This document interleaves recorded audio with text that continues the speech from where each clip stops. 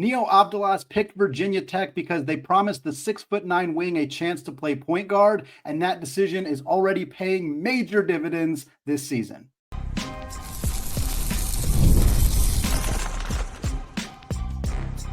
You are Locked On College Basketball, part of the Locked On Podcast Network. Your team every day. What's up, folks, and welcome into the Locked On College Basketball Podcast, the only daily national college hoop show out there, part of the Locked On Podcast Network, now the #1 sports podcast network in the world. I am your host, Andy Patton, longtime college basketball podcaster. I want to thank all of you for joining us here today and for making this show your first listen or your first watch of the day. I want to give a special shout out to those everydayers as well. Thanks for hopping on. And of course, those members of the Locked On College Basketball Discord community.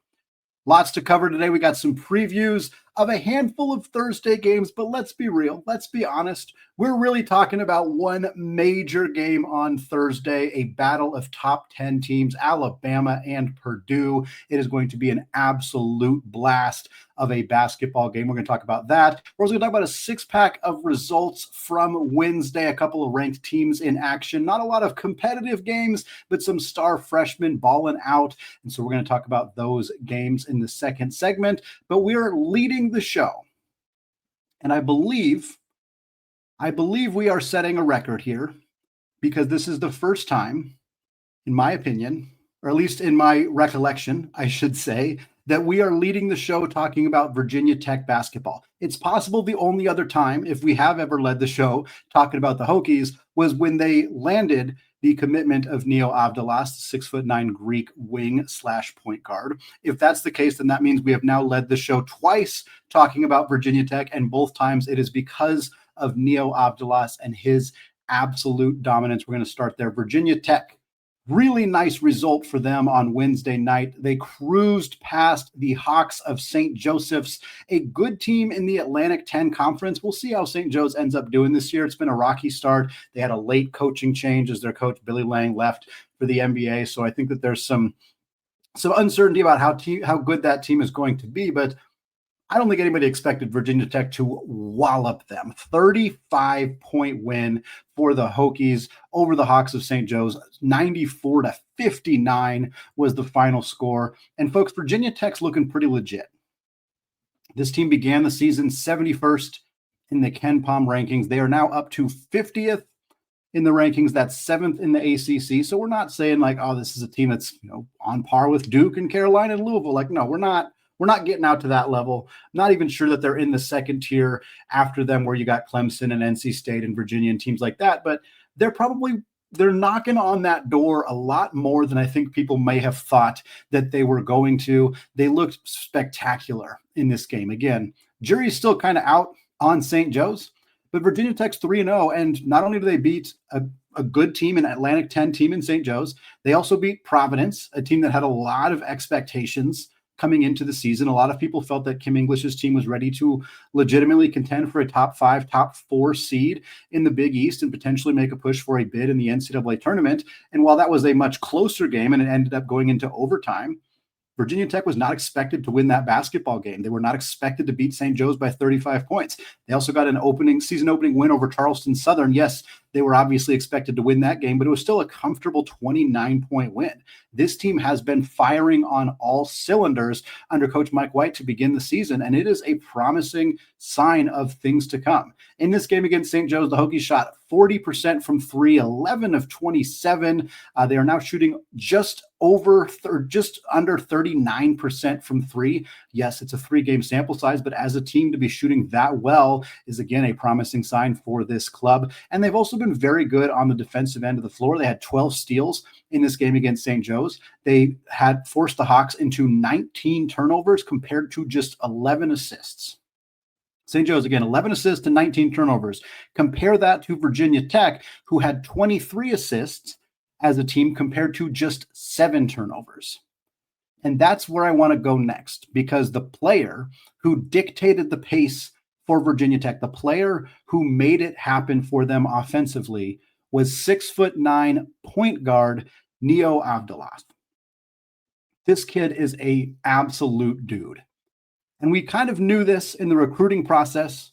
For those who followed along, Avdalas, he's from Greece. He was balling out overseas professionally. He declared for the NBA draft. He went to the NBA draft combine. He got some positive feedback, was looking like somebody who was trending towards being a second-round pick in the upcoming NBA draft, withdrew right near the deadline. Again, the deadline for international players was different than the deadline for college basketball players. So he was kind of a pretty late player staying in the NBA draft process, ultimately withdrew his name from the draft. At that time, it was pretty well known that he was going to go to college. And frankly, it was pretty well known that he was going to go to Virginia Tech. They had been pursuing him relentlessly for a very long time. And other schools got involved. I think Kansas State was in the mix. I know that Gonzaga was in the mix. There was a few other schools in there as well. But Avdalas, because he had been pursued so heavily by Virginia Tech, he ultimately kind of stuck with that commitment. And a big part of that, which came out at the time when he made that commitment, I believe it was in August, was that he really wanted to find somewhere that would let him play point guard. He believed that he was capable of being an oversized point guard, and a lot of programs were looking at him to play more of a role on the wing. He's 6'9". He played mostly on the wing. He didn't have as many on-ball reps when he was playing overseas. So I can understand why, A, he wanted to leave and go find somewhere that would give him those on-ball reps. I understand why NBA teams were not keen on drafting a player who wanted to play point guard and who hadn't really displayed a lot of those point guard skills. And I understand why other teams were kind of hesitant to give him that role.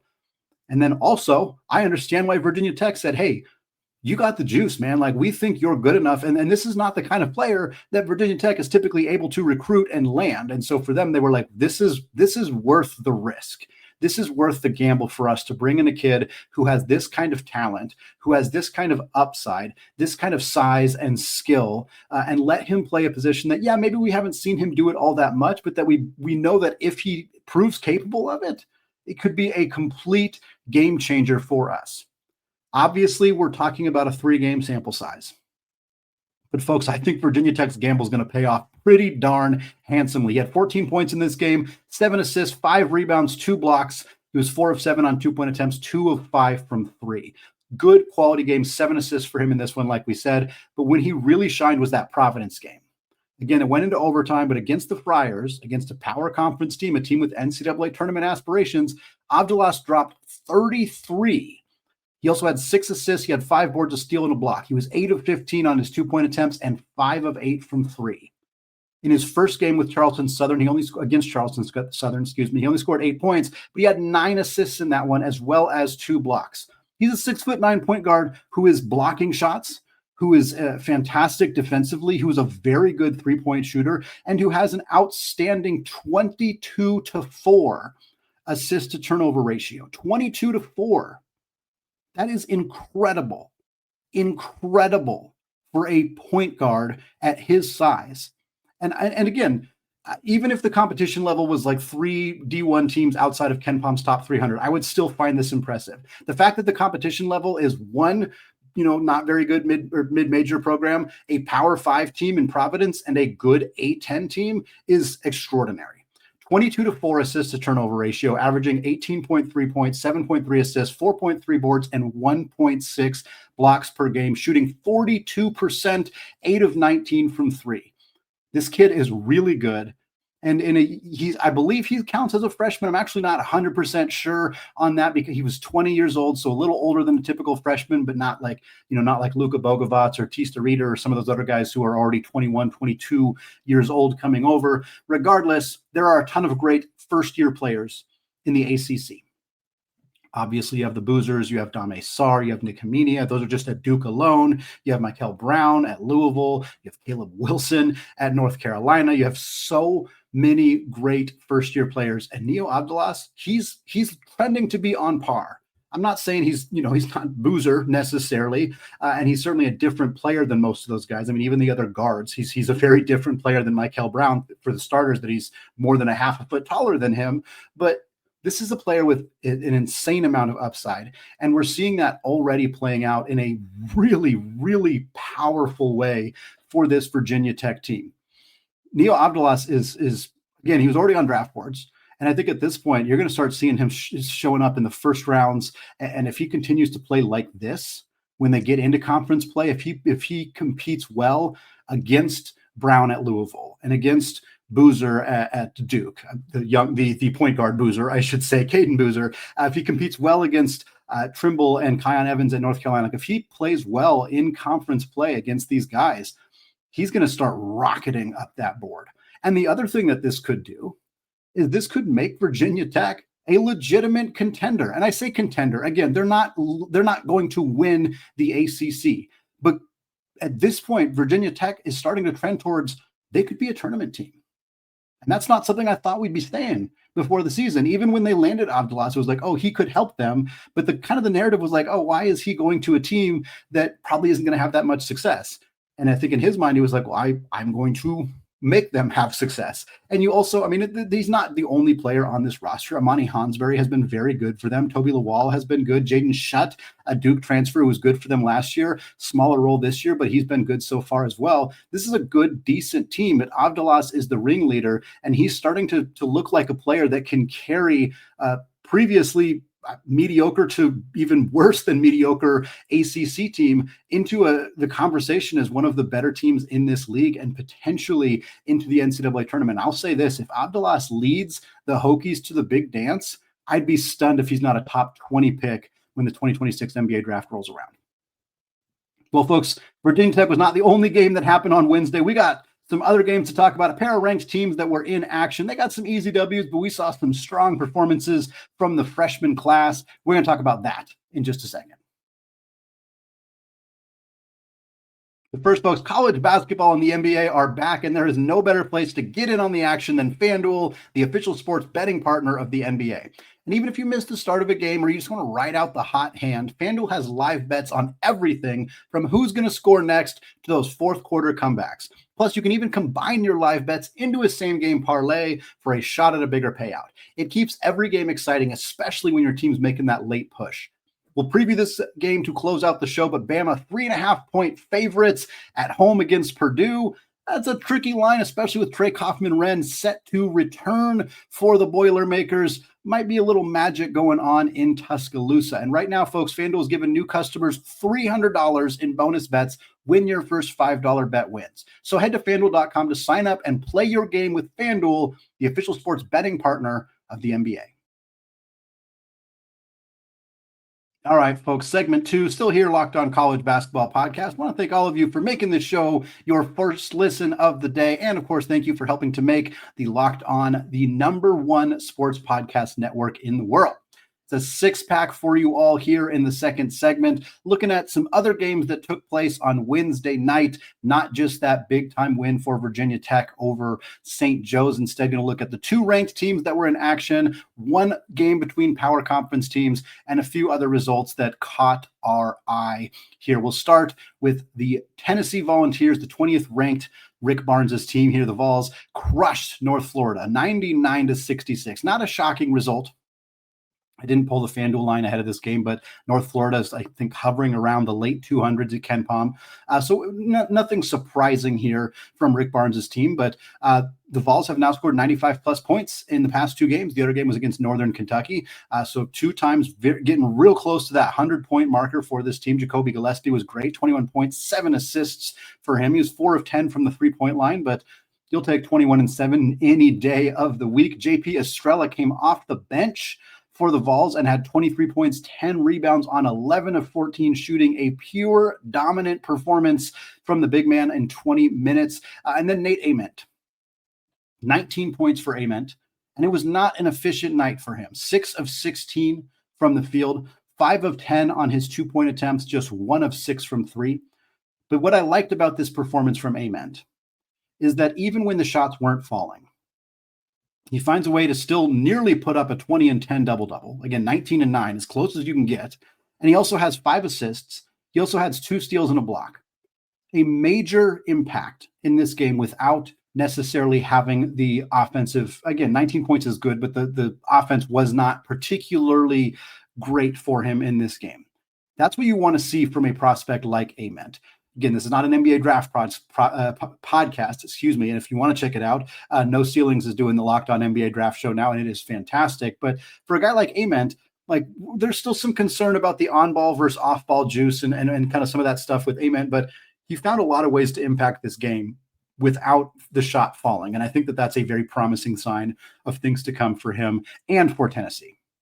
Next up is the other ranked team in action, the Houston Cougars taking on Greg Kampe and the Oakland Golden Grizzlies. Oakland playing the toughest schedule, like probably in the history of college basketball. Houston dispatched them pretty easily here, 78-45, the final score. Houston 3-0 on the year. They have not let a single team score more than 57 points. Granted, they have not played a particularly good team yet. That'll change on Sunday when they play the Auburn Tigers. If they can hold Auburn to under 57 points, great sign of things to come for Houston, but we're going to have a lot of concerns, more concerns than we already have about the Auburn Tigers if that happens. Houston held the Golden Grizz here to 31.5% shooting, also racked up 9 steals. The star for the Cougs was Kingston Flemings, kind of a somewhat unheralded freshman, as unheralded as a top 20 ranked recruit can be, because he's the 3rd ranked recruit on this Houston team. Chris Senak's the highest ranked recruit, Isaiah Harwell the 2nd highest ranked recruit, Fleming's the 3rd highest, even though he is top 20 in his class.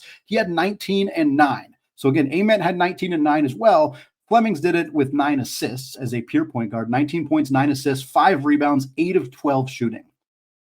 There's a very reasonable argument that so far this season, he has been the best freshman on this roster, one of the best players on this roster. He's been outstanding.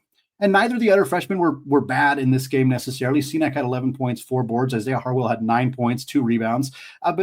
But Flemings was pretty clearly the best player out of that group. And again, outside of maybe Emmanuel Sharp, he was the best player on the floor. Uzan had a bit of an off night. Sharp had 19, 4 and 4. He also was 5 of 9 from 3. Again, we wait to see to see Houston against better competition, including that game against Auburn on Sunday.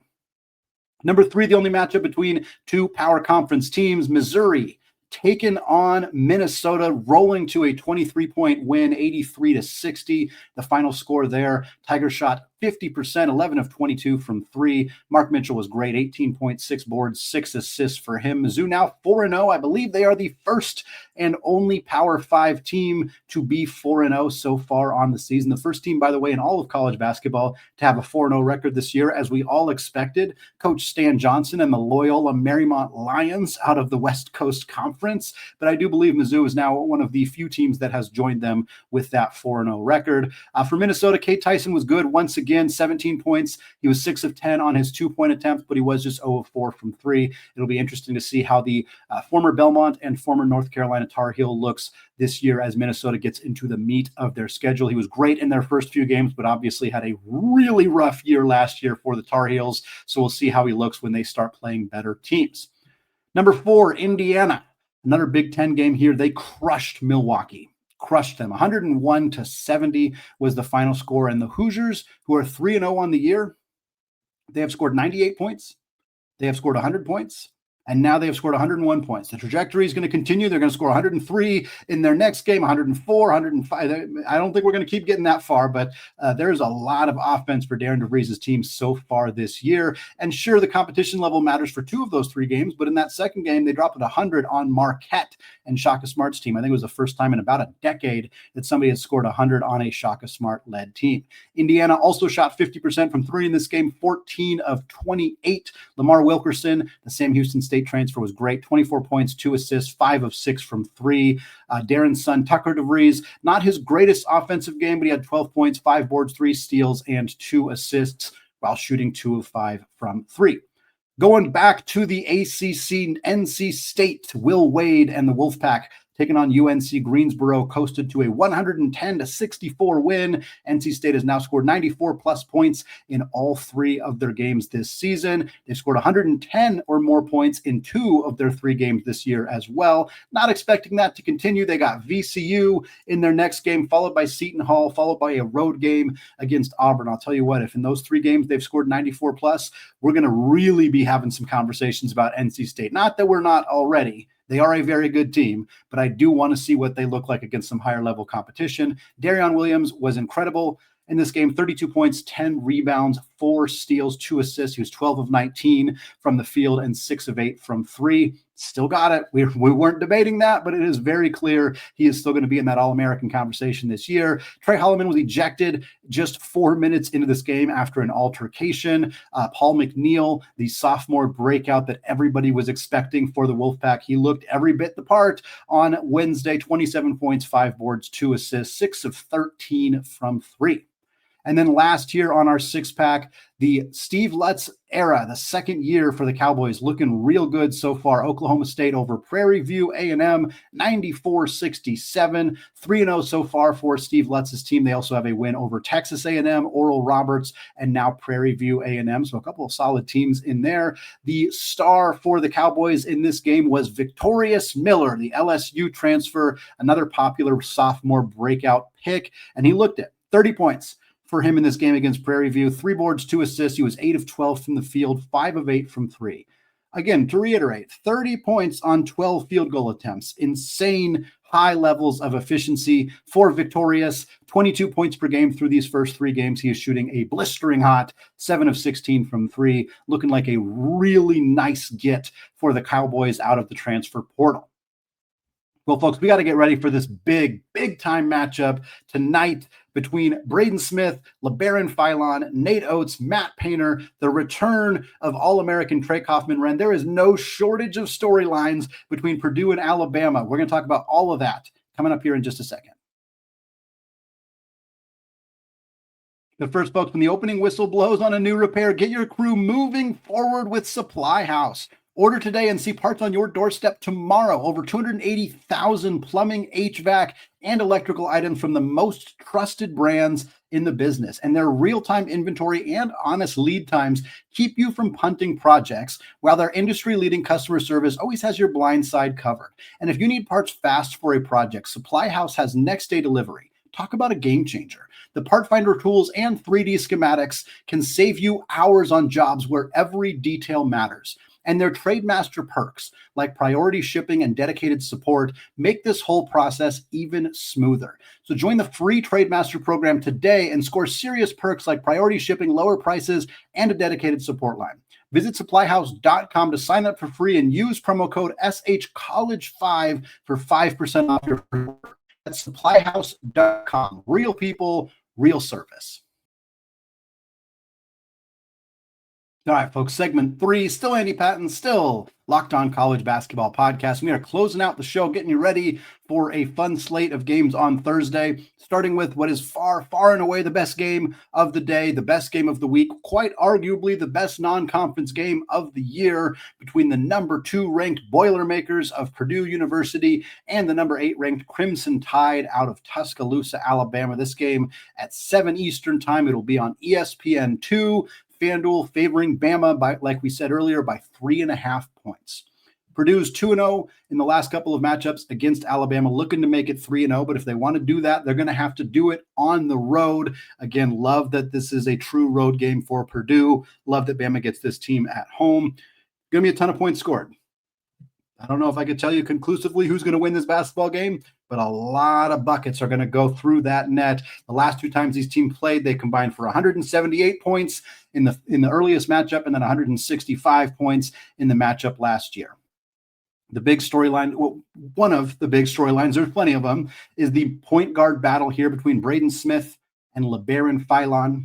Braden Smith, of course, the odds-on favorite, consensus projected All-American and potential National Player of the Year. He is in his senior year. He has been outstanding the last 3 years for Purdue. In the Zach Edey era, the post-Zach Edey era, he has been tremendous. Elite passer, on piece 3rd all-time in Big Ten history in assists, on pace to potentially be at or near the top of that list. A prolific rebounder, especially for his size, a gifted scorer, gifted defender. He does just about everything.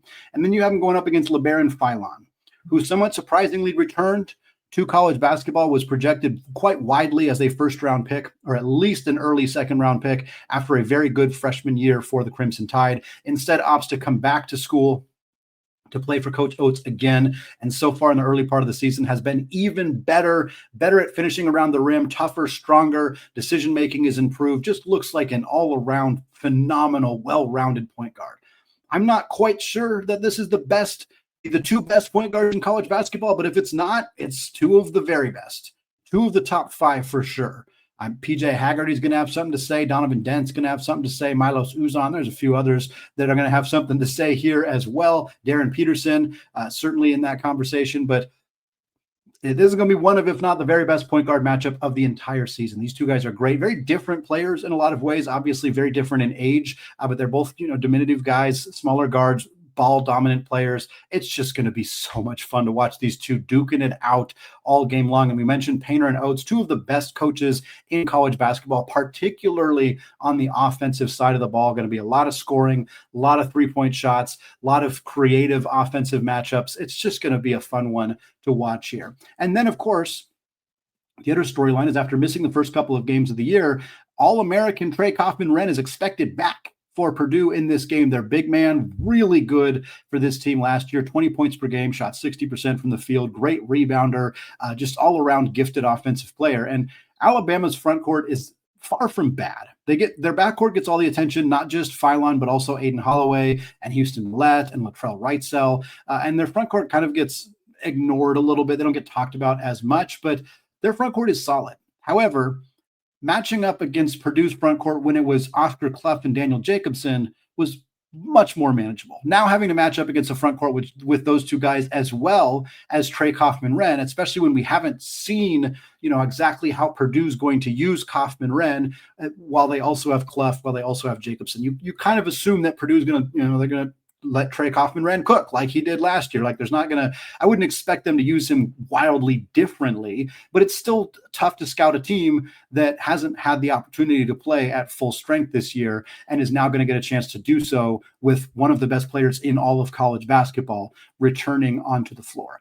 That's going to be a huge, huge X factor in this game. And again, we talked about Bama's guards and the multiple other guards outside of outside of Labaron Philon for Bama. But for Purdue, Fletcher Lawyer hung 30 in a game not that long ago. He's a fantastic player, very gifted scorer. You have CJ Cox, Jakari Harris. This is a good, balanced team for them as well. There's a lot of intrigue, a lot of excitement, a lot of different things to watch for in this matchup. And before we move on to some of the other games here, huge shout out to these coaches, not just for putting this game specifically together, but these two teams are two of the most prominent power conference teams in terms of being willing to schedule difficult non-conference schedules. They don't have to do it. Neither of these teams have to do this. With how strong the Big Ten and the SEC are, they're choosing to do this for the good of college basketball in many ways and to really continue to challenge their teams in ways that, again, you can get away with a pretty easy non-conference schedule in the SEC and the Big Ten, but neither of these teams have that. Purdue, after Bama, they got Memphis, they got Iowa State, they got Marquette, and they got Auburn. For Bama, they already played St. John's, already won that game at the Madison Square Garden. After this, they got the Illini of Illinois, then they got Gonzaga, then they got Clemson, then they got Arizona, then they got South Florida. Both these teams have fantastic elite level matchups still to come. And that's before we even get into conference play. Big shout out to both these coaches for being willing to do that. A couple other games going on Thursday. The only other ranked team in action is Tom Izzo and the Spartans of Michigan State, 17th ranked team. They are hosting San Jose State, 6:30 Eastern time on the Big Ten Network. FanDuel favoring Michigan State by 24.5 points. Not a shock. San Jose State has yet to win a game. They lost at Utah. They also lost at UC Santa Barbara, have dropped to 166th at KenPom. Meanwhile, Michigan State coming off a nice home win over Arkansas. Cam Ward off the bench, freshman, 18-10 for him. Cohen Carr, 15-7 with 3 assists on 4 of 7 shooting. Expecting a lot of good things from both those guys here in this game against the other Spartans of San Jose State.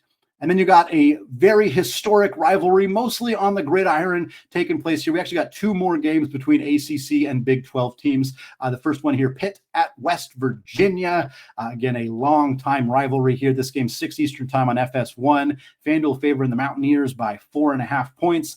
Both teams are 3-0 on the year, but both teams have actually fallen in the KenPom rankings. West Virginia started at 67, has fallen to 78th. in particular because they got a pretty ugly win over Campbell in their second game of the year. Got to give a shout out to Brennan Lorient, transfer from North Texas following Coach Ross Hodge to West Virginia. He's averaging 16.3 points and just under 10 boards per game. Meanwhile, for Pitt, they fell just 2 spots from 63 to 65 at KenPom. Brandon Cummings has been great for them. He's only played 2 of their 3 games, but he's averaging 18.5 points. Always fun to see a rivalry between 2 power conference teams, and so this should be a good one here. Last game here, again, another ACC Big 12 matchup. It's a weird one. Cal at Kansas State.